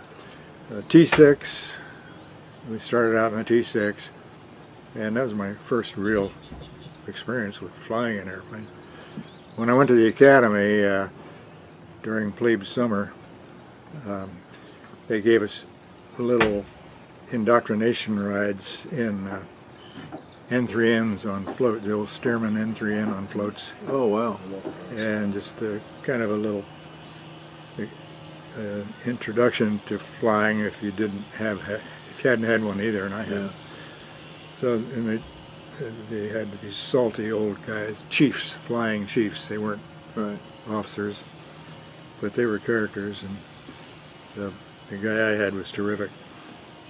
So I went up and did a nice half-hour cruise around the Chesapeake Bay, mostly sightseeing, and he asked me how I felt, and I said, God, great, this is terrific, beautiful. I said, feeling okay? And I said, yeah, I feel good. He said, okay, split ass rolls.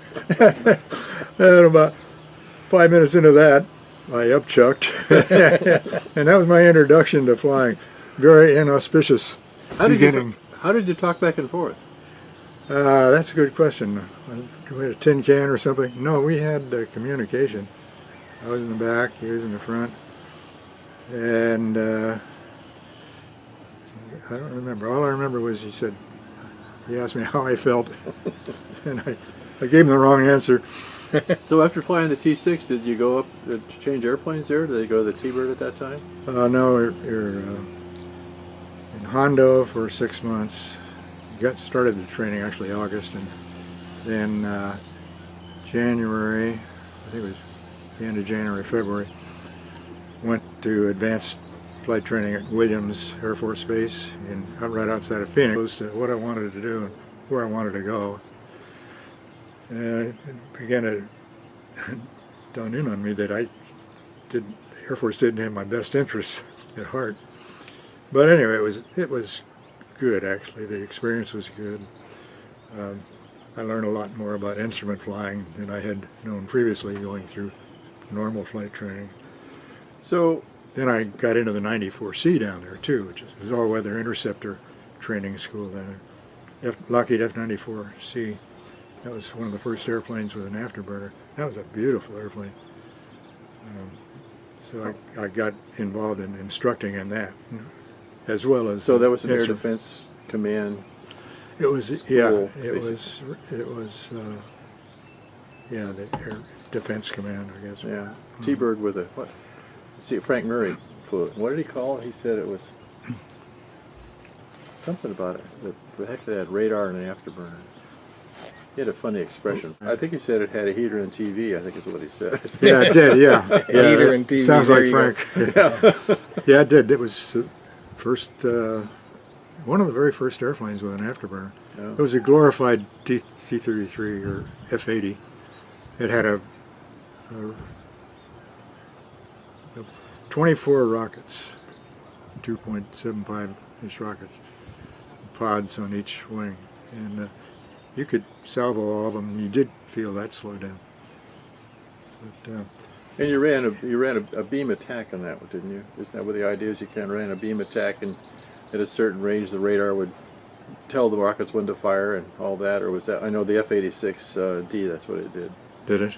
Yeah, you know, because it had the big pod that dropped down underneath Yeah. it with a bunch of rockets, and I guess it was pretty accurate. Apparently, you know, put enough junk out there, you can hit something. Yeah. We got to fire it at targets, and it was pretty impressive when you, especially if they salvaged all of them. That airplane was not supposed to, but it was reported to have been able to go supersonic. And Tony LaVere, who was the Lockheed legendary test pilot that flew first flight on some of these great airplanes, going back to the P-38. Anyway, he said he demonstrated, or he did go supersonic in it, but the technique had to be followed closely. And the way to do it was 40,000 feet, max burner, and fast as it would go, and then push over, nose down to, felt like vertical, about a 60-degree dive angle, full afterburner. And about 30,000 feet, you would allegedly go Mach 1.001 or something like that. Wow. Did it have but it was quite a maneuver. And did it have a Mach meter? Could you actually see the Mach? No, just airspeed. But I talked to an old Navy F-8 pilot. He said it could go supersonic, and I said, "Well, how did you know? You didn't have anything that would indicate that." He said, "Well, that's what the tech rep told me." yeah, well, in this one, the airplane had a variable elevator ratio of normal level flight cruise was maybe 2.5 or something on the ratio, 2.5 to 1. But it'd go all the way up, it was adjustable, all the way up to 11 to 1 elevator ratio. And you had to remember to move that up to 11 to 1 ratio before you got into this thing. You could have a hell of a time getting out. And of course it was, and had another, another 100 hours in the T6 there, I think. Really? And then into the T-33 and the P-80, at that time P-80, when it became the F-80, the first operational jet for the Air Force. So you flew the T-33 for a while, and then I guess when you started doing gunnery and that kind of stuff, you switched to the P-80. No, it was just advanced flight training. Okay. And then when we finished that program, and it was, let's see, I think it was about August of 52, we graduated from and got our wings at Williams after completing the advanced training program, and went right to Luke Air Force Base for gunnery training. And that was took us up to November. And that was in F-84s. That was where I had my introduction to the F-84, and it wasn't very impressive. We had the old F-84 Bs and Cs, and they were very underpowered. And it was also a lot of foreign students. The military assistance program, the MAP program, was in effect, and the U.S. was providing flight training, basic and advanced, to foreign. We had Frenchmen, we had Dutchmen, we had Norwegians mixed in with our class, except the foreign students got the F-84G, the advanced airplane, plenty of thrust, beautiful. We Americans got the crummy old ones, Bs and Cs. So what was your assignment out of Williams, or out of Luke? I mean, Korea, yeah. I have an interesting story about Luke in August in the 115-degree heat Yeah. in these underpowered airplanes. My instructor said,